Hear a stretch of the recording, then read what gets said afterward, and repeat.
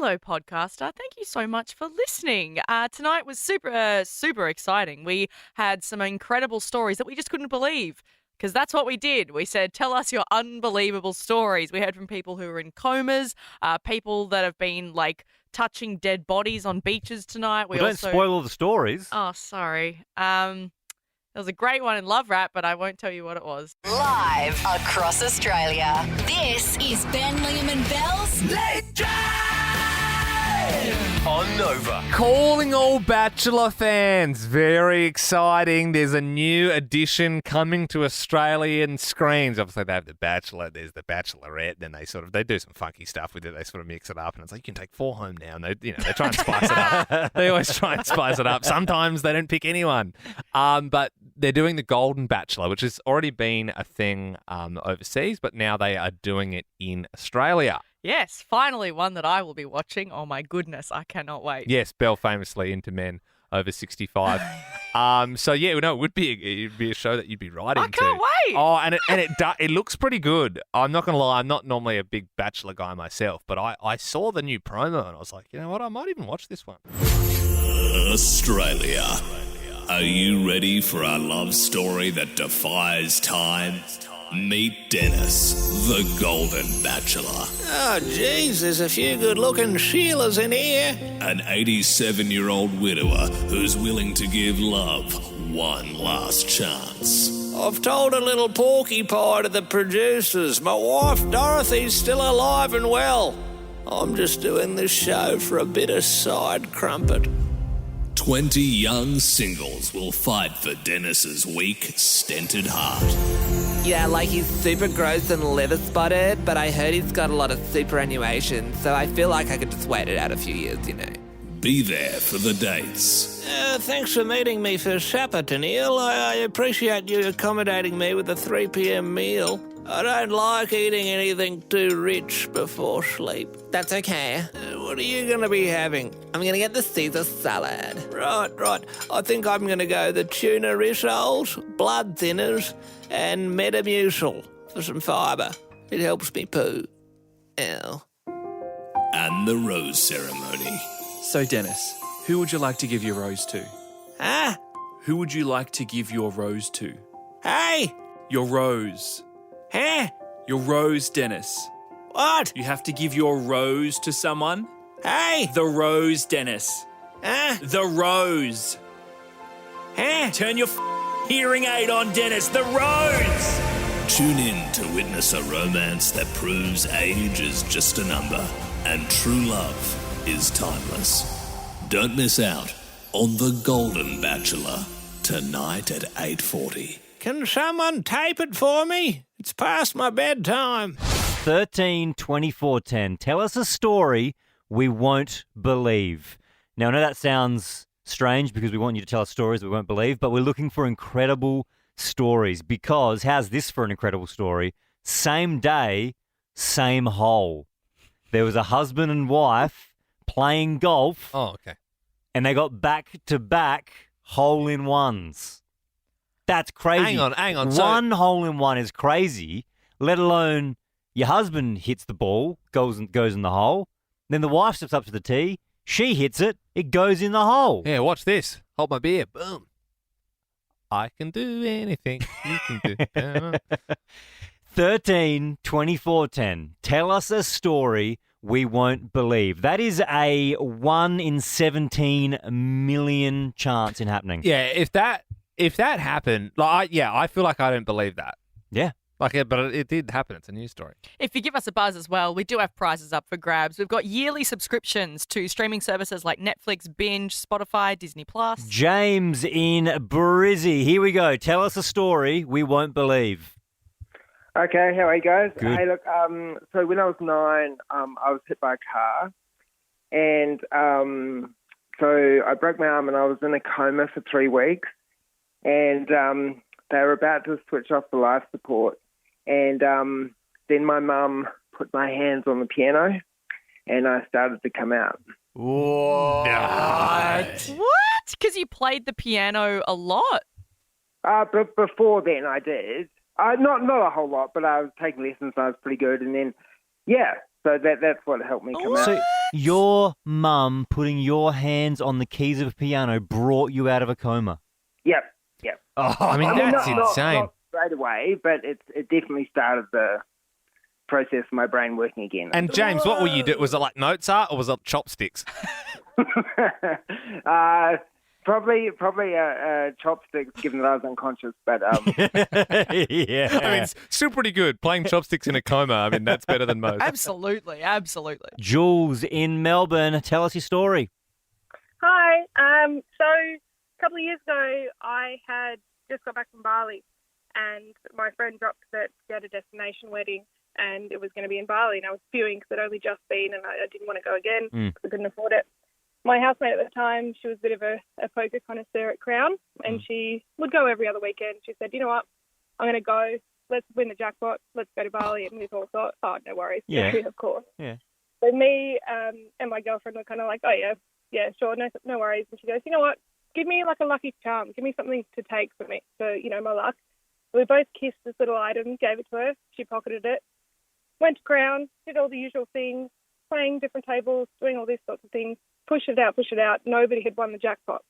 She switched. Her last table was on there for 15 minutes, and she got a royal flush on the flop, which is a 1 in 600,000 chance.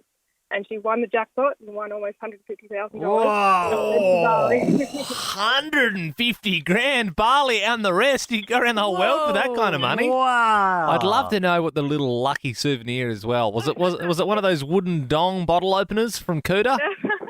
I think it was a mini lipstick and a Pikachu doll. Oh, Wow. So there's the message. If you got money problems, go. No, absolutely not. Go Gamble try your luck. responsibly. Jade in Sydney. I mean, that's incredible. Can you give us a story that we wouldn't believe? Hi, yeah, my brother, he a couple of years ago used to work at Perisher, and on one of his off days, he decided to launch himself off one of those Olympic ski jumps, thinking he could do it. Fell flat on his back, bruised his lungs, broke most of his ribs. Nurses said that he should be in hospital for a couple months, but because he was so strong, his muscles cushioned the fall, and he was walking the next day. Yeah, right. It's just really, Big gym motivation. strong. I mean, yeah. It's just a big lump of muscle. It should have destroyed his whole body, but he's so swole that he just bounced off the And snow. you know what? He will be telling that story to everyone in bars. Like, you know what, babe? I'm so strong. I had an accident. I was walking the next day. All right, Jade, thank you. Ashley in Melbourne, tell us a story we won't believe. Hi, guys. So I went to bed one night. I started hearing some noises and some wind on my face. Thought it was just the aircon noises outside. Turns out there was actually a bat in my room, and it actually bit me. And I ended up in the emergency department and had to tell my boss to do my work for the day. Oh, my God. This is extra scary for me today, Ash. I was just telling the guys off air that I've got a bat that's on my tree at my house, and I said to Belle that, it was there in the morning, and I was like, oh, my God, a bat. And then it was like there like an hour later. I'm like, oh, it's so cute. I'm going to get some photos of it. And then it has been there the whole day. And I said, if it's still there when I get home from work, I'm going to hose it. Which, no, you but shouldn't, and it's gorgeous. Give it a name. Love it. I mean, it is a flying pig. I wouldn't say it's gorgeous. It's gorgeous. And then Liam said, what if it bites me? And now, Ash, you've come on, and one was in your bedroom. How did it get in your bedroom? So at the time, my dog was a bit old and a bit slow, and we let her out, and she took a while, and we think the bat probably flew in, so it was in the house for 5 hours. I get you. And I don't know if you have dead rich parents, but did the traumatic bat experience sort of motivate you to get a Batmobile and become a vigilante? Or? 13 24 10. Tell us a story on Nova that we won't believe. We got prizes up for grabs. Sharon in Barizzi, what's your story? Yeah, so I had a snake in my car for 3 months I didn't know about. It's a long time. Yes, it is. So my husband was a soccer coach, and I took the bag of balls home for him from the Oval at night. And the next morning I saw a snake skin in the back, and my boys at the time were quite little. And I said, did you guys put that there? Was this a trick? No, Mum, promise, we didn't. So I had the car looked at from top to bottom, left the doors open, I thought, oh, my God, it's just got to leave by itself, surely. I didn't know what to do. I had to keep driving it. It was a relatively new car. And literally 3 months later, because I thought, okay, surely it's gone. Maybe it died. I don't know. And 3 months later, I was putting my daughter's stroller in the boot of my car, and there it was in my boot, slithering across. I screamed. I dropped what I had in my arms, and my daughter screamed and cried. Sharon, that is a wild story. Snake in the car for 3 months. Especially you're driving around, like taking to the mechanics, like, yeah, it's a bit of a rattle. I'm not sure what's going on. Oh, that's a rattlesnake. That's what you've got there. Yeah. Sharon, thank you very much. 13 24 10 is our number. We want you to tell us stories we won't believe. Chelsea in Barizzi, what's your story? So basically, I was at work and I have this really strange phobia of stickers. And I basically had somebody about to put one on me, ran away, heard this pop. I had broken my leg in 3 places. From running? You ran because someone was trying to put a sticker on you and you broke your leg in 3 places. You were trying to get out that quick. Yeah, pretty much. Dude. How? You must have been a very hard kid to sort of motivate as well with sticker charts and that sort of thing. You're like, well done, Chelsea. You nailed your spelling test. Here's a sticker. Get over me. I'm very curious about that fear, though. That's fantastic. Chelsea, thank you very much for sharing. Obscure celebrity connections. Come on and give us a call. Yep, and if you do give us a call on 13 24 10 with your obscure celebrity connection, we will give you... We've got 12-month subscriptions to Disney, Spotify, Binge, Netflix, just for giving us a buzz with your obscure celebrity connection. 13 24 10. Is your neighbour's kid's footy coach married to Marsha Hines' sister? Or maybe one of your colleagues' mum is John Bon Jovi's hairdresser. We don't know. Everyone has an obscure celebrity connection. We want to hear yours. Hayley in Melbourne, good evening. What's your obscure celebrity connection? My uncle was actually best mates with Vanessa Amorosi's dad, and he came to my 18th birthday party at a karaoke night, and I had no idea he was coming. Absolutely everybody. Absolutely everybody. Yeah, it's not every day you meet Vanessa Amorosi's dad, that's for sure. Thank you, Hayley. Vicky in Melbourne, your obscure celebrity connection. Yeah, so my niece went and did Camp America over in America, and she was a leader. And one of the girls that she was being a leader for lived next door to Hugh Jackman, and Hugh Jackman went to that girl's 16th birthday party. Wolverine. My name is Wolverine. Yep. That's pretty wild, man. I mean, it's an obscure connection, but it is cool that Huge went to the party. That's for sure. We are doing obscure celebrity connections on 13 24 10. If you've got one, we do have prizes up for grabs. Katrina in Sydney, what's yours? I am related to Mick Jagger. Whoa, we had a Jagger one a few weeks back. How are you related to the king? So my great uncle, my nan's brother, he married Mick Jagger's aunt. Okay. Wow. Yeah, right. And so do you get backstage if the Stones come down under, or? I haven't actually met him, but I have heard stories of when he comes to Australia, he takes his family out for nice dinners and things like that, but yeah. Yeah, nice one, Katrina. Mark joins us. What's your obscure celebrity connection? My uncle is one of the founders of Microsoft with Bill Gates. Wow. Your uncle is one of the founders of Microsoft? Yeah. Oh, wow. And I mean, obviously Bill Gates has been on and off again like the richest person on the planet. Has your uncle made similar amounts of coin? Oh, he's got stacks of money, mate. He retired years ago. He flies all over the world these days doing whatever he wants to do. How did he meet Bill Gates? Well, you met him in Australia when they did Melbourne University together. They did all the computers and that. Wow. And Mark, is he a good bloke? Like if you need a loan here and there, he can shout you a few hundred? No, he's a little bit tight, mate. He's a bit tight. Yeah, they always are. They always are, Mark. Thanks, Mark. Get more of the good stuff with Belong Mobile. Like a big day off to do whatever you want. Visit the Nova Win page to enter. Holiday, public holiday. Ben, Liam and Belle's Big Day Off. Put Put your feet up. You've been working too hard. We don't have enough public holidays here in Australia. Ben, myself, Belle, we all agree. So do Belong.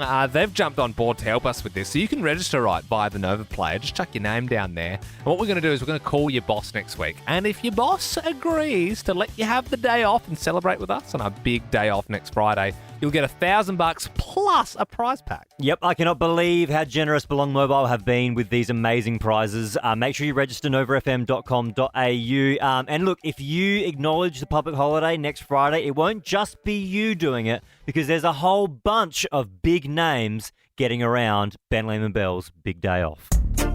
Hey, this is Ed Sheeran. Yo, what's up? This is Joe Rogan. Hey, I'm Damien Leith. Hey, this is Amy from Evanescence. Hey, this is Christina Aguilera. Hello, this is Liz Capaldi. Hey, this is Andrew Tate. Hi, this is Elton John. Hey, this is Gordon Ramsay. Hello there. This is His Majesty King Charles III. Hey, it's Lil Nas X. Hey, it's Elton Charles. What am I meant to say? This is 360, and that's it. Yo, this is 360.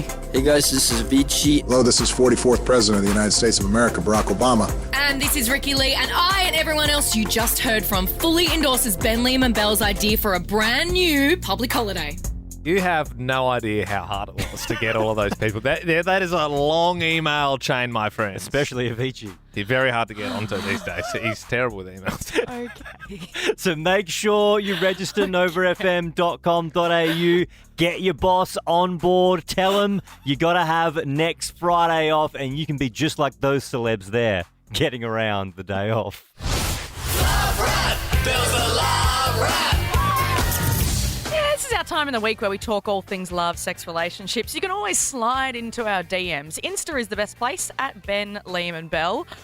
Tonight, oh my goodness, we got the best message, I will say, ever. I think it's my favourite ever from Lisa. And so I want to do 13-24-10 tonight. What's one sex thing you've done that you'll never do again? Lisa messaged and said, PSA for the love rap. And this is all in capitals, by the way. I tried shower sex for the first time ever, and I nearly passed out and died. We had to stop. I had to sit down outside the shower, all naked and ashamed on the floor to cool down and get back to normal.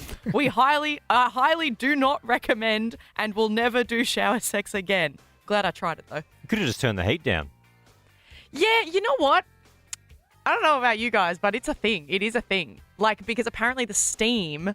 it made less oxygen, high heart rate, you're inhaling steam, you can actually get quite frail. And I did a bit of Googling, and yes, it can make you very weak and lightheaded. So it's actually quite dangerous. There's a lot of things that are enhanced in a shower. You sing better. A fart is more powerful in a shower. I don't know. Is a session one of those things? I don't know. 13-24-10. This one will be interesting. What's one sex thing you've done that you'll never do again? Rachel in Barizzi, what is it? Do not, for the love of God, have Mexican food before getting spicy. I love spicy food. I love all the salsas and everything. And we had Mexican food. Cue to spicy time and getting hot and heavy. And then we put a whole new meaning to burning bush when he started going, oh my God, what's going on? What's going on? It's burning. And then I had a delayed response. Then I'm like, I'm burning too. What is it? And then we realized we didn't wash our hands after the Mexican food. Yeah, and that you went straight from tacos to tacos. Yeah. When you were trying to work out what position to do, did you say Bucana Los Dos? 13-24-10 on Nova. Prizes up for grabs. What's one sex thing you've done that you'll never do again? Matt in Melbourne, good evening. What's the one thing you tried that you won't again? Let's just say it wasn't in the bedroom, but it was actually in a cemetery. In a cemetery, right? Are you a goth or something? No, she was gothic and she said, let's go out tonight. It's Friday afternoon. Let's go to the cemetery. I'm like, well, I don't know about that. It's getting late. So I love to do it at midnight on the Friday the 13th. I'm like, okay, cool. Let's just do it because, I'm going to get laid regardless. So let's just do it. Yeah. I mean, you're a young man. Don't blame you. It's a bit sad, though, the next day when Someone goes to visit Nan and the flowers are all smooshed. Kylie in Barizzi, what's one thing you've done in the bedroom that you'll never do again? Yeah, mine wasn't in the bedroom either. We went into a national park to try and get some privacy and had sex in the ute, and then the ranger came through and shut the gate, and we got stuck in the national park and had to call him up to open the gate to let us out. What excuse did you give him? Did you say, oh, we got so into the trees? We just said, oh, sorry, we didn't realise the park was closing. I'm sure he drove past the car and it was steaming up and he knew what was going on. He was waiting for the phone call. Kylie, thank you very much. Hey, 13 24 10 is our number. If you have got a story you would like to share, what's one thing you've tried in the bedroom that you'll never do again? 13 24 10. We want to know, what did your dad let you do that he probably shouldn't have? After a surgeon, this is a crazy but true story, after a surgeon let his teenage daughter drill a hole in a patient's skull. So I guess it was like bring your daughter to work day. He was operating. She probably shouldn't have even been in the surgery, I guess, but she was in the operating room and he said, here you go. Have a shot. Just go, not too deep though, Yeah. otherwise it'll be some permanent damage there. Just about, I don't know, 4 or 5 mil. You reckon you can do that for us, Dale? So that is a real story. That's why 13 24 10. What did your dad let you do that he probably shouldn't have? Now, that's very relatable to me. My dad was very much like a, if you want to do it, you do it and you see what happens kind of parenting style. I remember being quite young and Dad never drank at all. He wasn't a drinker, but for some reason, there was a beer in the fridge. And I wanted to drink a beer because I was about 8. And I said, can I have that beer, Dad? And he was like, yeah, mate, go for it. And I went, and I remember drinking it and hating it, but pretending I liked it. And I kept drinking, going, yeah, it's awesome, Dad. Can I have another one of these, please? Another time I remember being quite young, 7 or 8, and we went roo hunting. We went hunting for roos. Yeah. And my dad gave me like a 50 caliber, which is like a big gun. And I remember shooting it for the first time, and I almost broke my shoulder because I was way too young to use it. And you were really drunk at the time. So that's the thing. You were 8 and put your shoulder out because you'd had 7 Carlton drafts. The fact that you are alive and in one piece, Ben, is just Here I wild. am, 13 24 10. What did your dad let you do that he probably shouldn't have? Rayanne joins us now. What was it? So when I was 5 years old, my dad was asleep on the couch. I woke him up and I asked him if I could super glue my brother's hands together. And he said yes because he just wanted to go back to sleep. He went back to bed and he just heard my brother screaming and crying because he couldn't separate his hands. And then I got a copping from it because apparently it was my fault. But you said, but I asked. Rayanne, we love that. We're going to give you a 12-month binge subscription. Oh, yay, thank you. No worries. Make sure you get more of the good stuff with Belong Mobile. Plenty more of those to give away. Jane in Adelaide, what did your dad let you do? Okay, so this was the last day of our houseboat. We were disembarking. And you know, if you've been on a houseboat where the houseboat, if it doesn't quite meet the bank, you've got to walk off of like a wooden plank. Yeah. There's a bit of a gap. Mm-hmm. Mum had taken some bags to the car and she specifically said to Dad, carry the girls off the plank. Mm-hmm. Now, you know how you've been shopping and you've got all the bags in the car and you try to take all the bags in one trip? Yep. That's what my dad was trying to do. So I was about 8. I was first.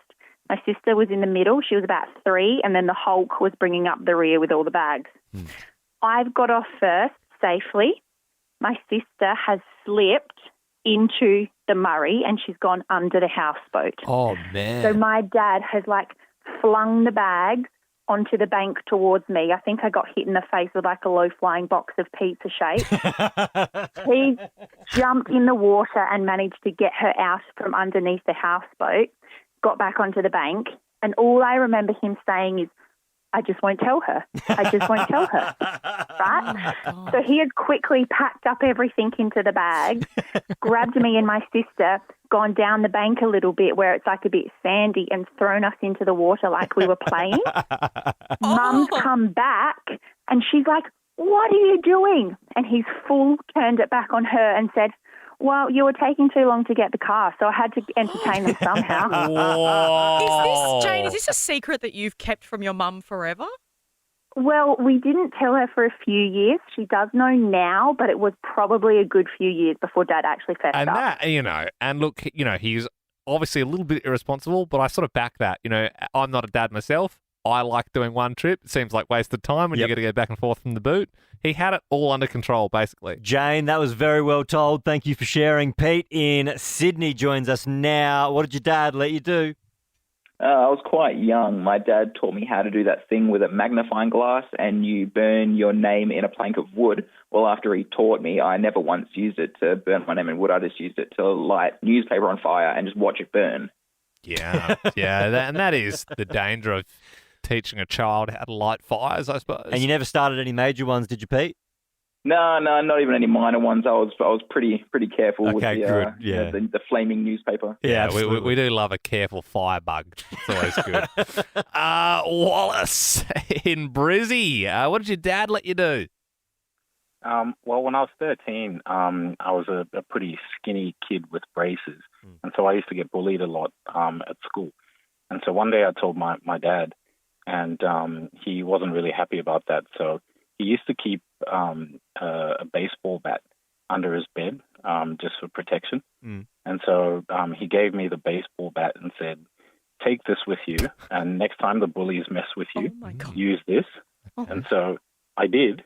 And I got expelled for using the baseball bat. Which got tends, life in prison. Tends to happen when you take a bat to a child. That's normally sort of frowned upon. Montana in Barizzi, what did he let you do? Hello. Now that I'm a parent, I know how absolutely irresponsible this is. But when I was about 14 or 15, my dad went around to a friend's house for a few drinks, had one too many, and made me drive home. I mean, how old were you?